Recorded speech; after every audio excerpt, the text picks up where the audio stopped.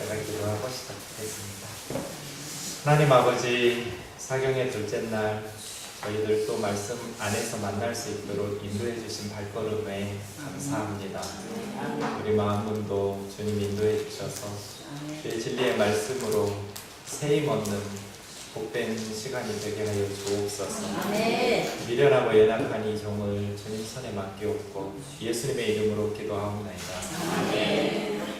누가복음 14장입니다. 어제 우리가 누가복음 14장 1절에서 안식일에 한 바리새인 지도자의 집에 가셨을 때 예수님이 4가지 스토리가 있었다고 말씀을 나누었습니다. 어제는 3가지를 살펴보았습니다. 교회가 어떻게 하면 복음 유통업, 이 예수님의 복음을 잘 세상에 전하면서 교회가 부흥할 수 있을까? 제가 목회 올해 25년 차인데요. 목회하면서 보니까 목회에 있어서 뭐 다른 것도 마찬가지겠지만 가장 중요한 것은 하나님께서 함께 하시는 것 같아요. 하나님께서 함께 하시면 목회가 힘이 있고 교회도 형통하고 세상 일도 그렇듯 그리스도인들의 모든 삶은 임마누엘, 하나님께서 함께 하시면 열매 맺고, 아무리 사람들이 열심히 노력하고 애써도 하나님께서 함께하지 않으시면 열매 없는 그런 일이 많은 것 같아요. 하나님께서 함께 하시는 삶, 어떤 사람일까? 예수님 닮은 사람이겠죠. 그래서 우리 오산교회가 말씀을 순종하면서 예수님께서 가르쳐 주셨던 이 말씀들 안에서 하나님께서 함께 하시는 그런 교회가 됐으면 좋겠습니다. 오늘 마지막 4번째로 15절 말씀부터 좀 보겠습니다. 우리 24절까지 좀 긴데요. 같이 좀 읽겠습니다. 천천히요. 시작. 함께 먹는 사람 중에 하나가 이 말씀을 듣고 이르되 무릇 하나님의 나라에서 떡을 먹는 자는 복되도라니 일시에 어떤 사람이 큰 잔치를 베풀고 많은 사람을 청하였더니 자기의 시각에 그 청하였던 자들에게 종을 보내어 이르되 오소서 모든 것이 준비되었나이다. 다 일치하게 사양하여 한 사람은 이르되 나는 한 채를 샀음에 아무래도 돌아보아야 하겠으니 청컨대 나를 양해하도록 하라 하고, 또 한 사람은 이르되 나는 소 5겨리를 샀음에 시험하러 가니 청컨대 나를 양해하도록 하라 하고, 또 한 사람은 이르되 나는 장가 들었으니 그러므로 가지 못하겠노라 하는지라. 종들이 돌아와 주인에게 그대로 보아니 이에 집 주인이 노하여 그 종에게 이르되 빨리 이신의 거리와 골목으로 나가서 가난한 자들과 몸 불편한 자들과 맹인들과 전자들을 데려오라 하니라. 종이 이르되 주인이여 명하신 대로 하였으되 아직도 자리가 있나이다. 주인이 종에게 이르되 길과 산타기가로 가서 사람을 방문하여 데려다가 내 집을 채우라. 내가 너희에게 말하노니 전에 청하였던 그 사람들은 하나도 내 잔치를 맛보지 못하리라 하였다 하시니라. 아멘. 이게 이제 바리새인 지도자의 집에서 있었던 마지막 4번째 스토리예요. 예수님의 말씀을 들으면서 한 사람이 큰 소리로 외쳤어요. 하나님의 나라에서 떡을 먹는 자는 복이 있다. 하나님의 나라의 잔치에 참여하는 자 복이 있죠. 이 세상에서 가장 큰 복이 뭐 같으세요, 여러분? 가장 큰 복. 어떤 사람이 가장 큰 복을 받은 사람일까요? 제가 1년에 2번씩 우리 교회 70이 넘은, 보통 80, 90 넘으신 권사님들하고 여행을 가요. 그냥 짧은 몇 년 전만 해도 권사님들이 좀 젊으셔가지고 걸으실 수 있었을 때는 뭐 꽃 박람회도 가고 공원도 가고 수목원도 가고, 근데 이제 한 해 한 해 달라지셔서 우리 권사님들이 잘 못 걸으셔요. 나이가 점점 드시니까요.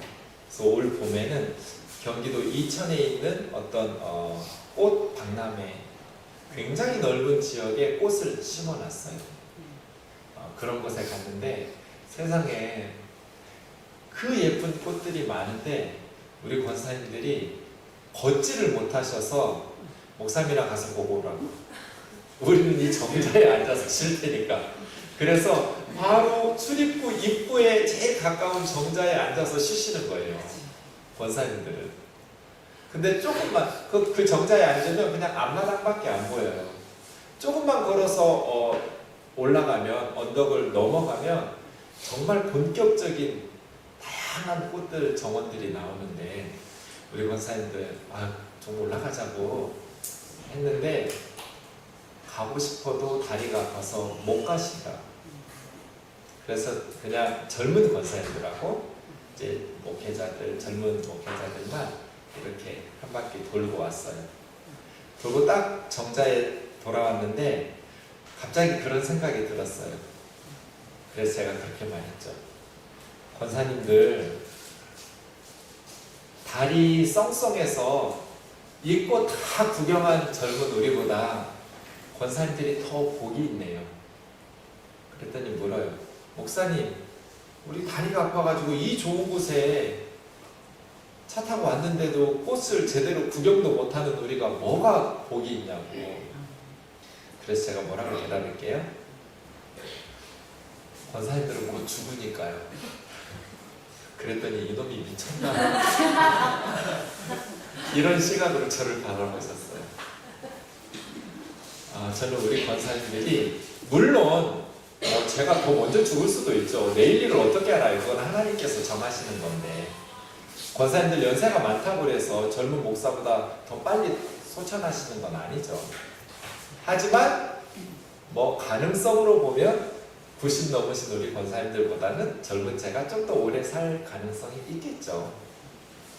저는 우리 권사님들이 정말 부러워요. 금방 죽으실 테니까. 매년 돌아가셔요. 제가 매년 장례식을 치러요. 근데 그게 제일 복 있는 것 같아요. 예수 믿고 죽는 거. 그렇지 않아요? 대통령 되는 게 큰 복이에요? 돈 많이 벌어서 재벌 회장이 되는 게 큰 복일까요? 공부 잘해서 명문대학 가면, 박사학위를 받으면, 사람들이 부러워하는 직업을 가지면 복 있죠. 다 복 있는 사람들이에요. 그런데 이 세상에서 가장 큰 복은 예수님 믿고 살다가 예수님 믿고 죽는 거예요.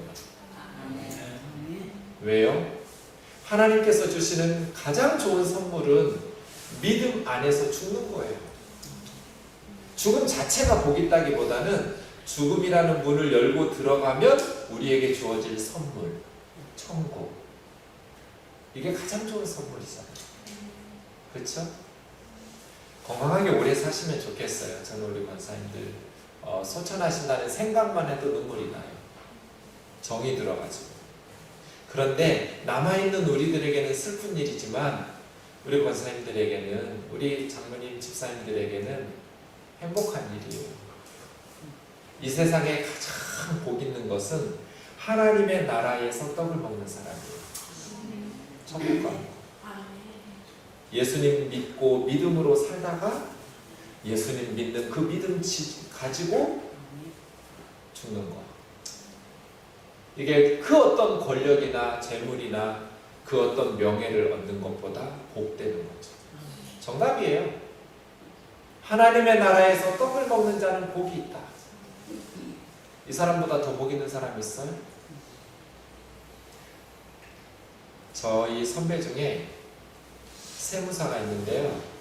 우리나라에서 거의 제일 부자들만 사는 겁나 부자 집에 살아요.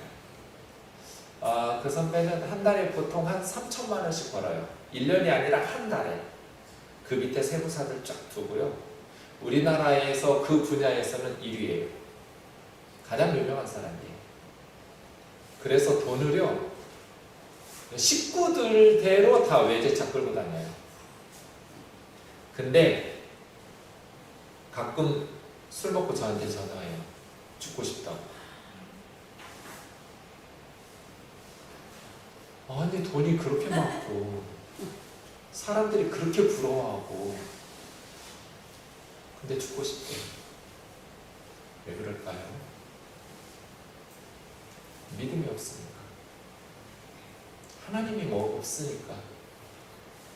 세상 사람들은 나도 저 사람처럼 성공했으면 좋겠다. 나도 저 사람처럼 돈을 좀 많이 벌어봤으면 좋겠다. 나도 저 사람처럼 애들이 셋 있는데요. 셋 다 영국에서 공부해요. 돈이 겁나 많으니까. 근데 정작 본인은 수면제를 먹지 않으면 잠을 못 자고 정신과 치료를 받아야 돼. 불안해요. 회사가 망할까봐, 남에게 경쟁에서 밀릴까봐 두려워요. 복돼요?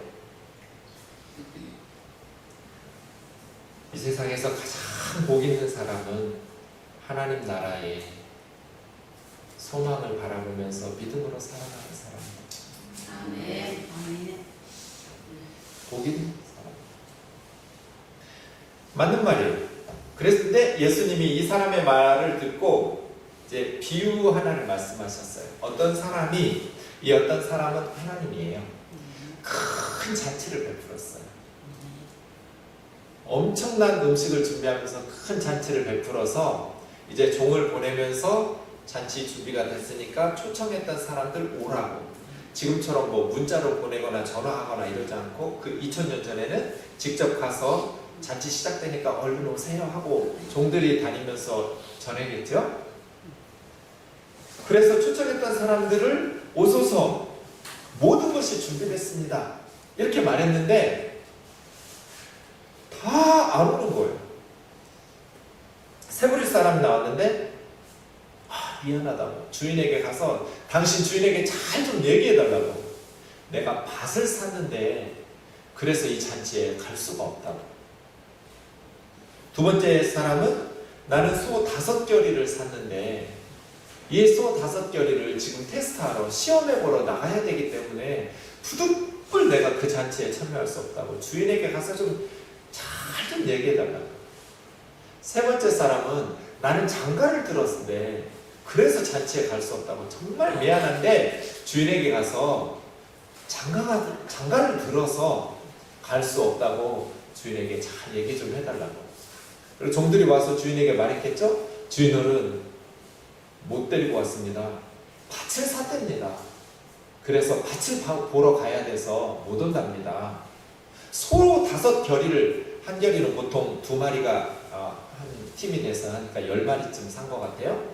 소를 5겨리를 사서 그 소들을 시험하러 가야 돼서 못 온답니다. 장가를 가서 못 온답니다. 종들이 그렇게 말했겠죠. 그 종들의 말을 듣고 집 주인이, 잔치를 베푼 주인이 화를 냈어요. 못 온다는 사람들 때문에. 왜 화를 냈을까요? 자기가 잔치 베풀면 뭐 사람들이 다 와야 되나? 못 올 수도 있잖아요. 그죠? 근데 이 집주인 왜 화내고 있어요? 자기 잔치에 안 온다고 화내도 돼요? 오든 안 오든 사람들 마음이지. 근데 이 주인이 왜 화를 냈을까요? 여러분 잘 생각해 보세요. 미안해요. 내가 당신 주인의 잔치에 꼭 가야 되는데 밭을 샀어요. 그래서 그 밭을 보러 가야 되기 때문에 잔치에 못 가요. 미안해요. 소 5겨리를 샀어요. 그래서 이 소들을 시험하러 가야 되기 때문에 잔치에 갈 수가 없어요. 미안해요. 내가 장가를 들었어요. 왜 그 말 듣고 주인은 화를 냈을까요? 제가 우리 애들한테 그래요. 머리를 사용하라고, 머리를 감으라고 있는 게 아니라고. 왜 주인이 화냈을까요? 네? 이 사람들, 세부의 사람들의 대답을 가만히 생각해 보면 잔치에 못 올 사람이 하나도 없어요. 지금 밭을 사러 가는 게 아니에요. 밭을 샀어요. 근데 잔치에 왜 못 와요? 밭을 샀는데? 뭐 가서 지키지 않으면 밭을 누가 들고 도둑질해 가요? 저 농부의 아들이거든요. 밭을 사면 끝이죠. 농부에게 논 밭은 생명보다도 소중해요. 그쵸? 정말 꿈꾸던 행복한 순간이에요. 그래서 밭을 샀는데 또 가서 내가 산 밭을 보고 싶은 거예요. 제가 어릴 때 저희 어머니 아버지가 밭을 샀어요. 근데 그 밭이 제가 학교 다니는 길가에 있었어요. 그 옆에는 다른 친구들, 다른 동네 다른 어르신들의 밭들이 쫙 있었겠죠? 그 중에 하나 우리 밭, 아버지 어머니가 사신 밭이 있는 거죠. 저는 어렸지만 그 길을 학교 오며 가며 볼 때마다 언제나 우리 밭만 보고 가죠. 그거 볼 때마다 배부른 것 같아요. 너무 행복하고 흐뭇하고. 어린아이도 저거 우리가 산 밭이야 하면 기쁘고 행복하죠.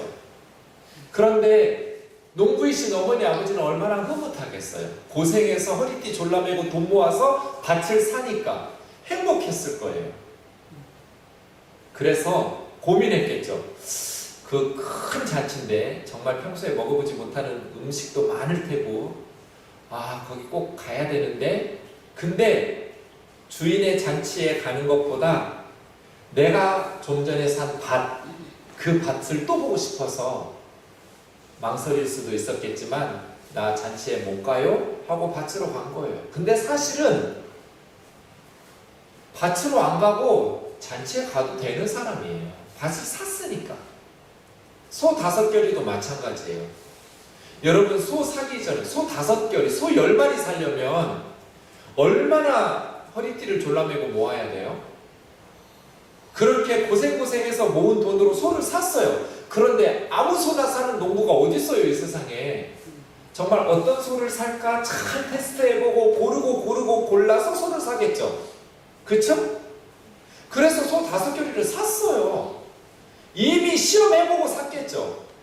덮어놓고 소부터 사는 돈 주고 그거 엄청난 돈인데, 지금도 소 한 마리 사려면 농촌에서 얼마나 많은 돈이에요. 근데 2000년 전이에요. 2000년 전 이스라엘 땅에서 소 5결이를 산다니까 얼마나 오랫동안 간절히 바라던 소망, 돈을 모아서 산 소예요. 근데 아무 소나 살 농부는 없어요. 이미 여러 소들을 비교해보고 따져보고 테스트해보고 그리고 돈 주고 샀겠죠. 이미 샀는데 잔치에 왜 못 와요, 이 사람? 소 잠깐 외양간에 놔두고 잔치 갔다 오면 되잖아요. 그죠? 이 사람도 잔치에 못 올 사람이 아니에요. 세 번째 사람, 장가 들었어요. 근데 잔치에 왜 못 와요? 결혼식 해야 되기 때문에 못 온다면 이해가 돼요. 결혼식 끝났어요. 근데 잔치를 왜 못 오냐고요? 이상하죠? 미안하다고 내가 잔치에 못 가는데 라고 말한 세부류 사람들이 잔치에 오지 못할 사람은 하나도 없었어요. 그렇지 않아요? 밭 샀는데 왜 못 와? 소 샀는데 산 소를 왜 시험하러 가? 장가 갔는데 무슨 전쟁하래요? 이스라엘은 결혼하면 1년 동안은 전쟁에는 안 나가도 돼요. 면제에. 그런데 잔치에 오라는 거잖아요. 전쟁하고 목숨 걸고 뭐 싸우라는데 오라는 거 아니잖아요. 잔치에 손님으로 오라는데 와서 일하라는 것도 아니고. 왜 못 와요, 이 사람? 아내 데리고 오면 되잖아요. 그래서 주인이 노하여 종들에게 말한 거예요. 이상하죠? 그죠? 미안하다고 나 잔치에 못 가는 거 좀 이해해달라고, 양해해달라고 말하는데 잔치에 오지 못할 사람이 하나도 없습니다. 그럼 이 사람들은 왜 안 왔을까요? 왜 이 주인이 베푼 잔치에 오지 않았을까요? 그 잔치보다 밭을 보러 가는 게 더 행복하니까. 내가 산 소를 가지고 이랴 하면서 밭 깔고 시험해 보는 게 더 행복하고, 잔치에 가는 것보다 내 사랑하는 아내와 함께 지내는 것이 더 행복하니까 안 간 거예요. 그런데 이 세 부류의 사람들의 공통점이 하나 있어요. 뭐예요? 뭔가를 소유했어요. 밭을 샀고, 소를 샀고, 아내를 얻었고, 뭔가를 소유하기 시작했어요. 그랬더니 잔치에 오지 않아요. 왜냐하면 세상에서 소유하게 된 그것이 천국 잔치보다 더 행복을 주니까. 예수님의 말씀이 이거예요. 하나님의 나라에서 떡을 먹는 자들이 복이 있다. 그래서 하나님께서 하나님 나라 잔치를 베풀었어요. 큰 잔치를 베풀었어요. 2000년 동안 채워도 채워지지 않는, 손님이 아직도 안 찼어요. 그 하나님 나라 잔치에 손님이 다 차면 주님 재림하시겠죠. 큰 잔치를 하나님께서 베푸셨는데 사람들이 관심이 없어요. 왜? 이 초대받은 사람들은 누굴까요? 이스라엘 사람들이겠죠. 유대인들. 선지자들을 통해서 하나님 나라 잔치, 메시아에 대해서 다 예언하고 초대장 나눠줬는데 정작 예수님이 오셔서, 하나님의 아들이 오셔서 천국 잔치를 베푸니까 아무도 올라고 하지 않아요. 바리새인들, 서기관들, 유대 종교 지도자들, 이스라엘 사람들 말이에요. 하나님 나라 잔치에, 그 하나님 나라 잔치에서 떡을 먹는 자가 복이 있다고 말로는 떠드는데 정작 하나님 나라 잔치에는 관심이 없어요. 안 와요. 왜? 이 세상에서 뭔가 소유하기 시작했거든요. 이것이 네 번째.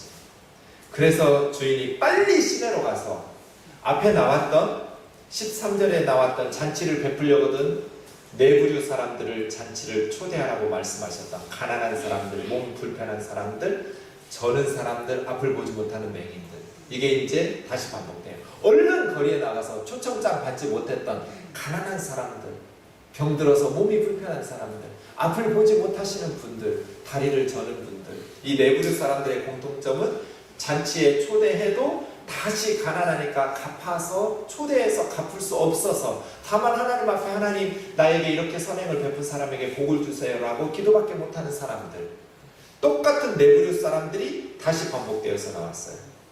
그래서 종들이 나가서 초대받지 못했던 사람들을 막 초대해서 하나님 나라 잔치에 채우기 시작했어요. 주인님 채웠는데 아직도 빈자리가 많습니다. 얼른 산울가로 가서, 길과 산 울타리로 나가서 사람들을 강권하여 내 집을 채우라. 여러분, 잔치의 핵심은 손님이죠. 잔치 막 베풀어 놓고 음식을 잔뜩 만들어 놨는데 썰렁하면 그 잔치는 실패죠. 손님으로 북적북적 해야 잔치는. 천국 잔치를 베풀었는데 하나님께서 그 잔치에 썰렁하면 되겠어요? 빨리 길로 나가라고, 산울타리로 나가서 사람들을 강권해서 내 집을 채우라고. 이게 하나님 마음이죠. 내가 너희에게 말하노니 전에 초청받았던 사람들은 하나도 내 잔치에 참여하지 못하리라. 예수님 지금 이 말씀 누구에게 하는 거예요? 바리새인들에게. 바리새인들은 초대장 받았지만 하나님 나라 잔치에 아무도 참여할 수 없다. 초청하니까 거부. 미안하다, 나 못 간다. 여러분, 우리는 어떻게 신앙생활해요?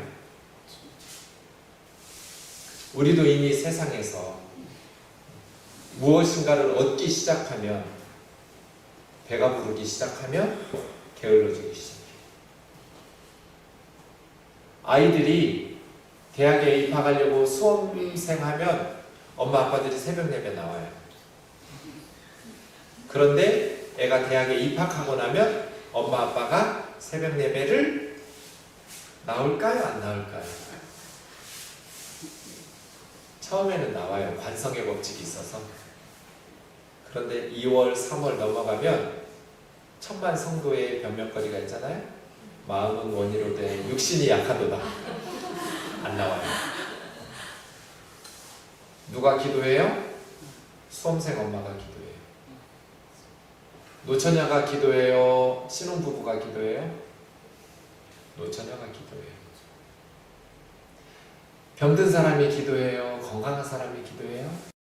병든 사람이 기도해요. 다 기도하는데 목숨 걸고 기도하는 사람들은 아무것도 없는 사람. 그것들이 채워지면 우리는 신앙적으로 게을러지기가 쉬워요. 밭을 사고 나면, 소를 사고 나면, 그렇게도 꿈꾸던 가정을 이루고 아내를 얻어서 장가를 들고 나면 형식적인 신앙생활을 하고 게을러지기가 쉬워요. 그래서 하나님 나라 잔치가 복이 있다고 말하는데 안 와요. 사경에 준비해놔도 갈급한 사람들이 와요. 밭이 없는 사람들, 소가 없는 사람들, 아내가 없는 사람들, 정말 이 세상 사는 게 너무 하나님 외에는 소망이 없는 사람들이 와요. 그런데 세상에서 아쉬울 것이 없는 사람들, 하나님 나라 잔치 잘 안 와요. 우리나라가 가난할 때는 정말 하나님을 찾았어요. 사람들이 교회로 사람들이 몰려들었어요. 이제 우리나라 잘 살게 됐잖아요. 세계에서 10몇 번째로 잘 사는 나라예요. 우리 한국의 무역 규모가 아프리카 나라 전체 합한 것만큼이에요. 그렇게 잘 살아요, 우리나라. 그러니까 사람들이 하나님을 찾지 않아요. 이제 하나님 없어도 사는데 불편이 없어요. 밭을 샀어요. 소를 샀어요. 장가 들었어요. 하나님 나라 잔치에 관심이 없어졌어요. 문제는 뭐예요? 가장 복된 선물을 놓쳤다는 거예요. 사람들에게 주신 가장 축복된, 가장 좋은 선물을 잃어버렸어요. 그래서 세상에서는 남 부러울 것 없이 즐겼지만, 행복하게 부러움을 사면서 살았지만 결국 하나님의 심판을 받아 지옥으로 갈 거예요. 이게 역설적이에요. 하나님께서 복을 주셔서 부유한 나라가 됐어요. 밭을 사고 소를 사고 장가를 들었어요. 그랬더니 이제 하나님을 버렸어요. 하나님 나라 잔치에 갈급함이 사라져 버렸어요. 옛날처럼 기도를 안 해요. 말씀을 보지 않아요. 하나님의 도우심을 사모하지 않아요. 하나님 없이 자기 힘으로 살아가려고 해요. 그래서요, 삶이 망가지고 공허하기 시작해요. 그렇게 수천만 원씩 매달 벌면서도 새벽에 죽고 싶다고 목사 동생에게 전화하는 우리 선배가 지막이에요. 밭은 샀어요. 소는 샀어요. 장가는 들었어요. 근데 하나님 나라에서 맛볼 수 있는 떡을 맛보지 못해요. 영적인 기쁨이 무엇인지 몰라요. 예수님으로 인한 행복이 무엇인지 몰라요. 그러니 삶이 공허해요. 허무해요. 그래서 죽고 싶어요. 불안해요. 뒤처질까봐. 지금 누리고 있는 걸 빼앗길까봐, 경쟁에서 패배할까봐. 두려워요. 하나님이 없으니까. 이게 현대인들의 비극 아니에요? 사랑하는 자매 형제 여러분, 하나님께서 우리에게 베푸시는 그 은혜의 풍성함을 누릴 수 있기를 원합니다. 네. 보세요. 바리새인들이 그 하나님의 통치, 하나님 나라에서 주시는 떡을 먹지 못하니까 첫 번째가 뭐였어요? 덫인 줄 알면서 밟아야 된다. 안식일에 수종병 든 사람을 앉혀놓고 예수님을 무너뜨리기 위해서 그 사람을 이용해 먹죠. 하나님 나라의 떡을 먹는 사람이라면, 하나님 나라 잔치에 동참하고 있는 사람이라면 연약한 만만한 병든 그 사람을 이용해 먹을 수가 없어요. 그 한 사람을 위해서 예수님처럼 덫인 줄 알면서도 받을 거예요. 그 예수님의 사랑 말이에요. 그 예수님의 사랑. 그 십자가의 사랑을 회복하는 오산교회 교우들이 되기를 원합니다. 이게 하나님 나라의 떡이에요. 사랑의 떡이죠. 예수님의 십자가의 떡이에요. 하나님 나라의 통치, 예수 그리스도로 말미암아 우리에게 주시는 그 은혜로운 선물 말이에요. 그럼 우리 영혼이 배가 부르거든요. 가난해도 상관없어요. 부유하든지 가난하든지 병들었든지 건강하든지 아무 상관이 없어요. 그 하나님 나라의 떡을 맛보기. 하나님께서 함께 하시는 그 은혜 말이에요. 제가 전도사 때 섬기던 교회에서는 좀 특이한 교회인데요. 그게 전통이에요. 제가 담당하는 청년회에서 송구영신 예배 끝나면 바자회를 해요. 참 그 시간에 뭐 먹기 힘든 시간이거든요. 새벽 1시잖아요. 그때 뭐 오뎅, 떡볶이 이런 거 하면서 1월 1일 날 새해 꼭두 새벽에 청년회 주최 바자회를 해요. 그래서 그걸 준비하고 있었어요. 12월 31일에. 근데 처음 보는 남자애가, 아주 등치 좋은 애가 제 옆에 앉아서 그 바자회를 같이 준비하는데 저한테 처음 보는 초면에 반말하더라고요. 그러기도 쉽지 않거든요. 처음 보는 사람한테 반말하면서 이렇게 1시간 이상 둘이 같이 뭐 준비했어요. 뭐 만들고 이런 거. 근데 갑자기 애가 사라졌어요. 나중에 알고 봤더니 제가 전도사인 줄 모른 거예요. 양복 입지 않고 그냥 평상복 입고 일하기 편한 복으로 일하니까. 근데 그 형제가 우리 청년회에서 청년회가 2개였는데 제가 젊은 청년들이었거든요. 고등학교 졸업하면서부터 26살까지인가? 그 다음에는 이제 나이 많은 청년으로 올라가는 거예요. 근데 그 형제가 제일 나이 많은 학년이었어요. 그러니까 처음 보는 저지만 청년인 줄 알고 나이가 많아봐야 자기하고 동갑이잖아요. 제가 그런 시절이 있었어요. 그래서 반말한 거예요. 동생이거나 친구일 테니까. 저는 처음 봤어요. 근데 나중에 얘가 왜 사라졌냐면 어떤 애가 저를 전도사님하고 부르는 소리를 듣고 무서워서 도망간 거예요. 제가 전도사라는 걸 알고 도망갔어요. 몇 주 후에 우리 청년회가 토요일에 모임을 했는데 토요일 오후에 다시 찾아왔어요. 예배를 드리더라고요. 저 뒤에 앉아서 맨 뒷자리에서.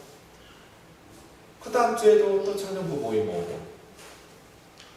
그렇게 서너 번 오더니 저에게 물었어요. 전도사님, 저 성경 좀 가르쳐 주세요. 그러겠다고. 그래서 성경을 1대1로 가르쳐 주기 시작했어요. 일주일에 한 번 정도씩 만나면서. 그래서 알게 됐어요. 김정남이라는 형제인데요. 이 형제는 고아예요. 어머니 아버지를 한 번도 본 기억이 없어요. 지금까지 엄마는 본 적이 없고요. 아버지는 몇 년 전에 찾았어요. 근데 암으로 돌아가셨어요. 만난 후에. 고아예요. 고아원으로 버려졌어요. 엄마 아빠를 본 기억이 없어요. 근데 잘못된 고아원에 갔는지 너무 배가 고프고 추워서 친구 둘이 도망갔어요. 고아원에서 어릴 때 나왔어요. 자, 서울역에서 내린 그 어린아이들이 어디 가겠어요? 그 시절에. 그래서 온갖 나쁜 짓 하면서 먹고 살았어요. 안 해본 게 없어요. 그러다가 그런 생각했어요. 그래도 대학은 못 가도 고등학교는 가야겠다. 근데 고등학교 학비를 낼 수가 없어요. 근데 들어보니까 운동선수는 등록금을 안 내도 된다. 그래가지고 씨름 선수가 됐어요. 씨름부에. 등치가 좋으니까. 근데 씨름하다가 부상을 입어가지고 계속 하지는 못하고요. 그렇게 고등학교 졸업했어요. 그리고 나서 이제 등치가 좋아서 군대를 면제받았어요. 뭐 할 게 없어요. 운전면허증 하나밖에 없어요. 그러다가 서울에서 빠찡코 호텔 지하에 빠찡코 4개를 운영하는 보스의 오르칼이 됐어요.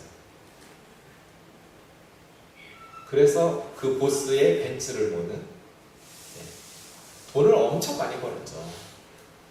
그런 형제가 됐어요. 그러다가 12월 31일이 되니까 교회 다니던 애가 아니었는데 그냥 교회 한 번 온 거예요. 근데 전도사인지 모르고 반말했다가 토끼고 도망갔다가 몇 주 후에 다시 온 거예요. 또 오고 또 오고 또 오고 그러다가 저하고 성경 공부를 하게 됐어요. 다른 이야기는 그냥 다 넘어갔는데 하나님이 너를 사랑하신다, 예수님이 너를 사랑하신다라고 하면 화를 내요. 그 소리 하지 말래요, 저한테. 하나님이 나를 사랑하시면 어떻게 내가 이렇게 살 수 있냐고. 전도사님 내가 어떻게 살았는지 모르냐고. 난 진짜 너무 힘들었다. 부모 없이 자란 고아로 고아원에서도 숫째 굶고 죽고 두드러 맞고 나와서 그 단체에 들어가서 불량 서클에 가서 시키는 대로 하고 도둑질하고 온갖 고생하면서 하나님이 나를 사랑하시면 어떻게 내가 이렇게 이런 인생이 있을 수 있느냐고.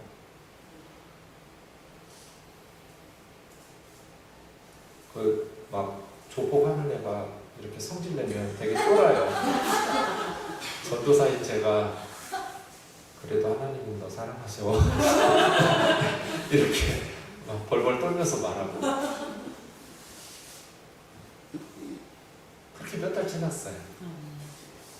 그래서 맨날 우리 집에 놀러 와요. 그때 우리 아이가 지금은 대학생인데 그땐 갓난아이였는데 아이 과자 사들고 와요. 아예 우리 집으로 퇴근을 해요. 그래서 집에서 저녁 먹고 자기 집으로 가고 그런 날이 많았어요. 그냥 한 식구처럼 같이 지내는데 어느 날 새벽에 전화가 왔어요. 전사님 죽으시죠? 알면서 왜 전화했냐? 새벽에 저 새벽 예배 가야 되는데 한 3시쯤 전화 왔어요. 죄송해요. 내가 도저히 아침 전사님 새벽 예배 갔다 올 때까지 기다릴 수가 없었어요. 왜? 무슨 일이야? 제가 어젯밤에 잘라고 딱 침대에 누웠는데 갑자기 하늘에서 별이 내 침대로 쏟아지듯이 예수님의 사랑이 내 침대로 쏟아졌대요. 딱 그렇게 말했어요. 갑자기 잘라고 침대에 누웠는데 예수님의 사랑이 자기 침대에 폭포수처럼 쏟아졌대요. 그래서 너무 기쁘고 행복해서 침대에서 누워있을 수 없어서 벌떡 일어나가지고 막 거실로 왔다 갔다 하고 막 부엌으로 화장실로 왔다 갔다 너무 감동되고 너무 행복해서. 근데 슬픈 사실은 누구에게도 이 행복한 일을 나눌 사람이 없어. 저밖에. 전도사밖에 없는 거예요. 전도사님 주무실 텐데 그래도 막 새벽까지 못 기다리겠는 거예요. 그래서 전화해서 깨운 거예요. 제가 새벽 예배 끝나고 그 집에 갔죠. 갔더니 저한테 노트 3권 보여줘요. 두꺼운 대학 노트 3권에 거기다가 성경 말씀도 쓰고 찬송가 가사도 쓰고 저하고 성경 공부했던 것들 감상문도 쓰고 일기도 쓰고 제 욕도 쓰고 미친놈 무슨 하나님이 나를 사랑하셔 막 이런 거 하면서 형광펜으로 미친놈 이런 데다가 막 붙여놓고 일기 같은 거예요. 그러면서도 하나님이 정말 살아계신다면 하나님이 정말 날 사랑해서 우리 전도사님이 말씀하신 것처럼 예수님을 십자가에 내어주셨다면 나도 그거 믿을 수 있게 해달라고. 그 내용이 제일 많아요. 노트 3권에. 내가 하나님이 날 사랑하신다라는 걸 믿을 수 있게 해달라고. 그래서 제가 알았어요. 얘가 이렇게 간절히 하나님 앞에 기도하고 구했구나. 이렇게 하나님 앞에 몸부림쳤구나.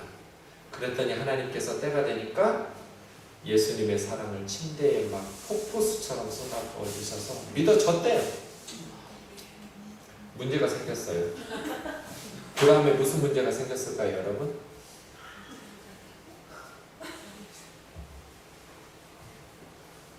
저를 찾아왔어요. 전도사님, 저 어떻게 살아야 돼요? 무슨 말이야? 저 회사 계속 다녀도 돼요? 그래서 제가 뭐라고 그럴게요? 안 되지. 예수님 믿는 사람이 조폭하고는 좀 안 어울리지 않니?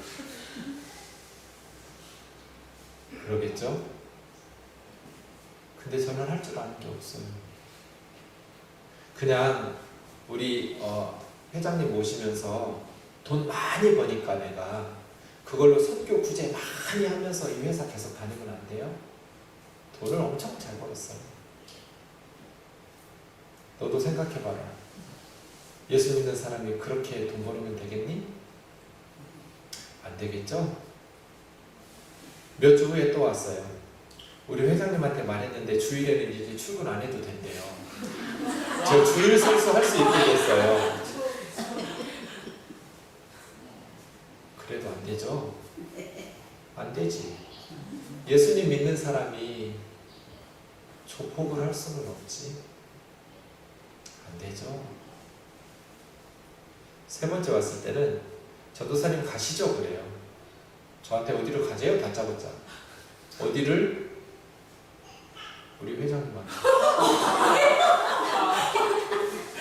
근데 제가 명색이 전도사인데 너 혼자 가면 안 되겠니? 이럴 수는 없잖아요. 그래서 둘이 갔어요. 서울의 역삼역에 있었는데요. 굉장히 높은 빌딩의 14층에 그 회장 사무실이 있었어요. 그 보스의 사무실. 처음 봤는데 키가 조그만 사람인데요. 와, 저는 지금까지 살면서 그렇게 무서운 사람 본 적이 없어요. 생긴 건 아주 순하게 생겼어요. 그냥 아주 작고 그런 사람인데요. 30분 동안 제가 얘기했거든요. 그 회장은 소파에 앉고, 저도 소파에 앉고, 정남이는 무릎 꿇고, 뭐 저는 잘못한 게 없으니까. 그 회장이 말해요. 웃기잖아요. 자기 오른팔인 애가 젊은 전도사 하나 데려와서 조직을 떠나겠다니까. 이게 자존심도 상하고 웃기기도 하고. 그러면서 그 회장이 말해요. 아, 내가 교회 안 나오게, 일요일에는 안 나오게 했다고. 그냥 우리 회사 다니면서 우리 회사 좋은 일도 많이 한다고, 기부도 많이 하고, 그러니까 계속 다니면서 그냥 교회 나가라고 할 테니까. 그럼 저는 회장이 막 뭐라고 설명하면 한마디로 대답해요. 안 됩니다. 예수님 믿는 사람이 이런 일을 계속할 수는 없습니다. 그러면 뭐라고? 하고 소리를 질러요. 그럼 막 가슴이 너무 심장이 벌렁거려. 야, 심장아 좀 가만히 있어라. 들키지 않게. 막 이런 심정이에요. 너무 무서웠어요. 그럼 또 막 설명해요. 자기 어머니도 권사래요. 우리 엄마도 권사인데 어느 교회 다닌다고. 그러면서 막 얘기해요. 내가 신학교도 보내주고 목사한다면 다 준비해줄 테니까 왜 우리 회사를 나가냐고. 조직을 배반하면 죽는다. 그러면 저는 한마디예요. 안 됩니다. 예수님을 믿는 사람이 이런 일을 계속할 수는 없습니다. 그렇게 30분을 말하고 얘는 울고 나는 안 됩니다 이러고 있고. 그렇게 30분 얘기하다가 회장이 마지막으로 한마디 했어요. 가라. 너 다시 내 눈앞에 띄면 죽는다. 그렇게 걔한테 말하더라고요. 그래가지고 일어나서 엘리베이터까지 걸어오는데 마음으로는 막 뛰어가고 싶은데 전도사 체면에 뭐 또 도망가듯이 뛰어갈 수는 없잖아요. 그래서 걸어가는데 뒤에서 잡아서 죽일 것 같아요. 너무 무서워가지고. 그래서 엘리베이터를 눌렀는데 이게 왜 이렇게 안 내려와. 위에서 14층까지 내려와서 문 열어가지고 1층으로 내려서 얼른 차 타고 도망오고 그 뒤로 몇 년 동안 저는 역삼동을 안 갔어요. 들키면 죽을까. 그 형제가 예수님을 믿고 나면서 자기가 할 수 있는 게 운전밖에 없어서 그렇게 많은 돈을 벌던 사람이 택시 운전사가 됐어요. 근데 벤츠를 얌전하게 몰던 습관대로 택시를 모니까 돈을 못 벌어요. 매달. 진짜 많이 벌었었는데 택시 운전하니까 한 달에 100만 원도 못 벌더라고요. 그리고 복음을 전해요. 예수님을 전하고 손님들에게.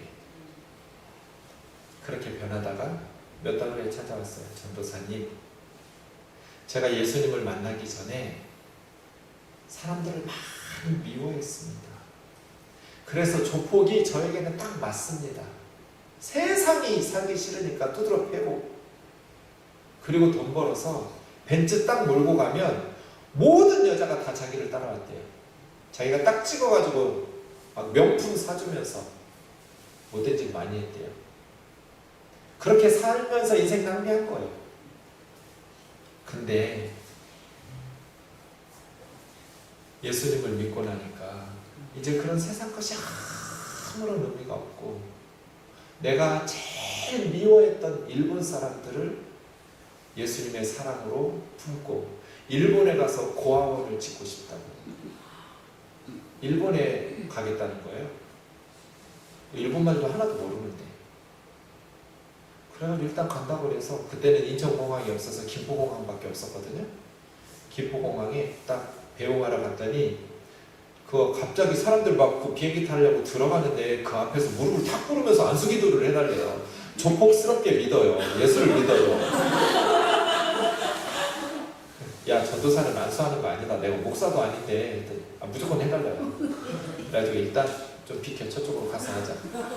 그래서 남들이 다 쳐다보는데 걔는 무릎 꿇고 울고 있고 저는 서가지고, 하나님, 우리 정남이 일본에 가는데 하나님 함께 해달라. 아는 사람 아무도 없어요. 그냥 가는 거예요. 일본 사람들 사랑하겠다고. 그래서 가서 일본에서 전화가 왔어요. 전사님, 잘 도착했다고. 내가 일본 나리타 공항에 내려서 무릎 꿇고 기도했다고. 하나님, 내가 일본 사람들을 사랑해달라고, 하게 해달라고. 그래서 일본에서 대학 나오고 신학교 나오고 일본 여자하고 결혼하고, 동경 대지진 때 사람들 다 도망가는 센다이, 거기로 날아가서 살면서 복음을 전해요. 지금은 선교사예요. 목사가 됐어요. 그리고 나서 아버지 어머니를 찾기 시작했어요. 자기를 버렸던 부모를. 우여곡절 끝에 아버지 찾았어요. 만났더니 암에 걸렸어요. 혼자 사는 아버지를 자기가 끝까지 다 돌보면서 복음으로 영접하고 천국으로 장례식 치르고, 어머니를 찾았어요. 근데 어머니는 끝까지 만나지 않겠다고 거부하셨어요. 그래서 어머니를 못 만났어요. 지금까지. 이게 하나님의 나라의 떡을 먹는 사람들이에요. 하나님의 나라에서 떡을 먹는 사람들. 세상에서 많은 돈을 벌고 못된 짓 하고 그렇게 상처 많은 한 고아가 예수님의 사랑, 하나님의 나라의 떡을 맛보기 시작하니까, 예수님의 십자가의 사랑을 먹기 시작하니까 너무 착해졌어요. 너무 예쁘게 살기 시작했어요. 그게 하나님 나라에서 떡을 먹는 사람들이에요. 여러분, 우리가 예수님의 십자가에서 무엇을 봐요? 어떤 떡 먹어요, 우리? 사랑의 떡을. 예수님을 만나면 그래서 사람이 변화돼요.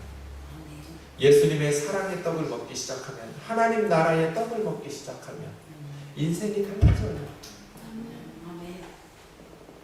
왜냐하면 예수님은 우리에게 자신의 생명을 바치니까. 그게 십자가 사랑이잖아요. 한 사람을 위해서 수족병 든 그 사람, 바리새인들은 이용해 먹는데 예수님은 그 사람을 위해서 목숨을 걸어버리잖아요. 너 때문에 나 죽어도 괜찮아 하고 사람을 쏟아붓다가 십자가에 벌거벗고 죽으셨잖아요. 그 예수님의 사랑을 경험하게 되면, 깨닫게 되면 세상이 달라져요. 갑자기 돈이 생기는 것도 아니고, 갑자기 머리가 좋아서 공부를 잘해서 명문대 가는 것도 아니고, 갑자기 사업이 잘 되는 것도 아니에요. 예수님을 믿는다고 해서 암에 걸리지 않는 것도 아니고, 사고가 나지 않는 것도 아니에요.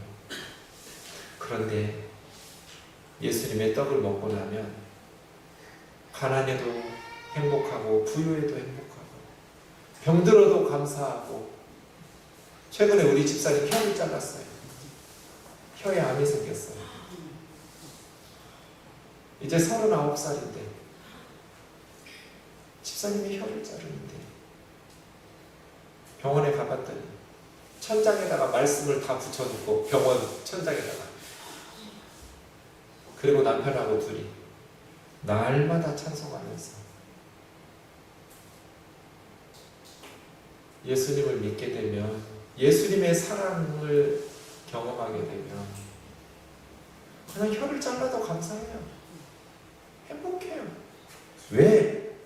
예수님이 우리를 위해서 자신의 생명을 바치는 사랑을 경험하니까.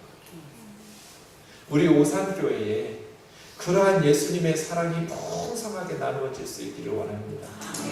예수님이 나를 사랑했던 그 사랑으로 다른 형제 자매들을 사랑하는 거죠. 한 사람 한 사람. 그런 교회라면 10,000명이 모이든 10명이 모이든 무슨 차이가 있어요? 하나님만 기뻐하시면 되지. 그 사랑 말이에요. 세상에서는 이런 사랑을 경험할 수가 없어요. 누가 우리를 사랑해서 자기 아들을 십자가에 내놔요? 그게 덫을 밟으시는 예수님의 사랑이에요. 김효성 목사님이라는 분이 계세요. 서울 법대를 나오고 독일에서 박사했어요. 이분이 중국의 문득이 마을 선교사로 나갔어요. 그런데 중국은 어린아이들이 교회에 못 나왔어요. 그때만 해도. 한중 수교 이전이에요. 갈 수 없는데 하나님 가라고 그러셔서 기적적으로 갔어요. 그때는 중공회였죠. 우리는 그렇게 불렀다. 중공회 가서 교회들은 있는데 어린아이들이 없어요. 몇 살이 될 때까지는 교회 못 나오니까. 근데 어느 교회 갔더니 여자아이가 한 5, 6살 정도 되는 아이가 맨 앞에 앉아있어요. 설교 시간 내내 궁금했어요.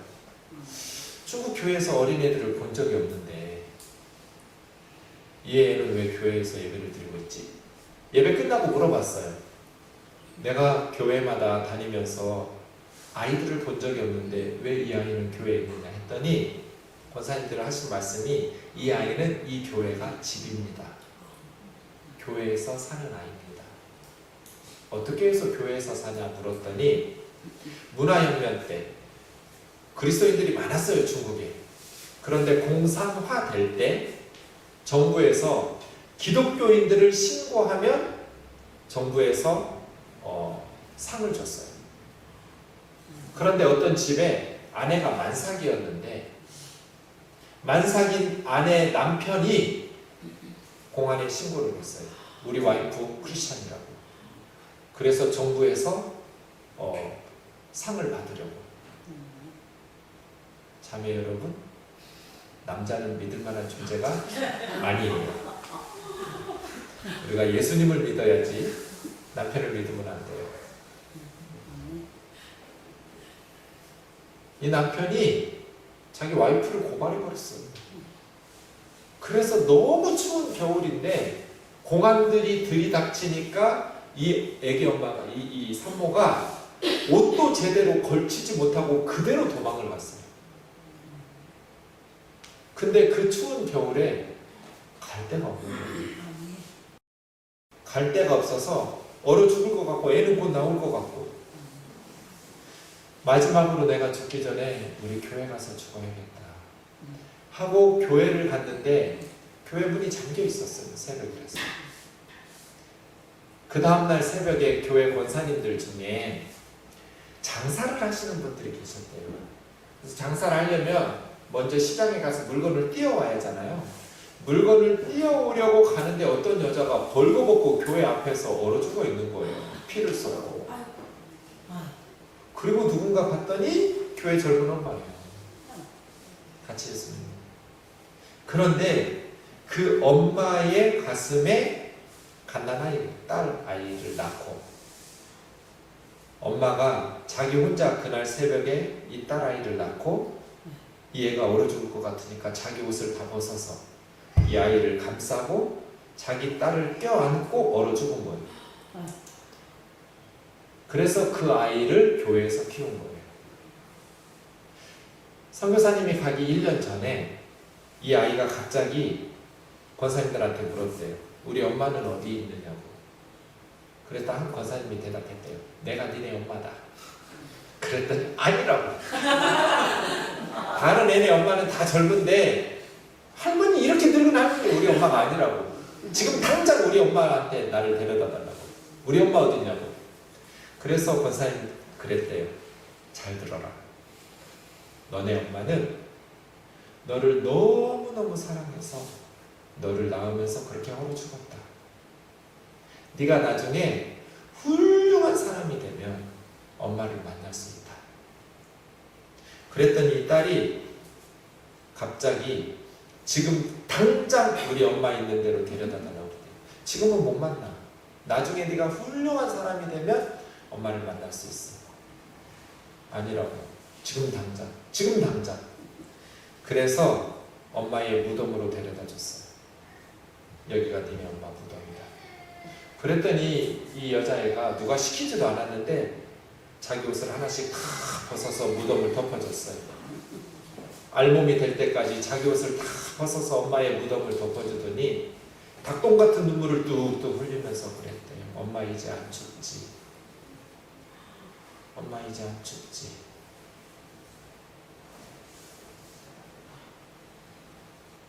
그게 십자가의 사랑이에요.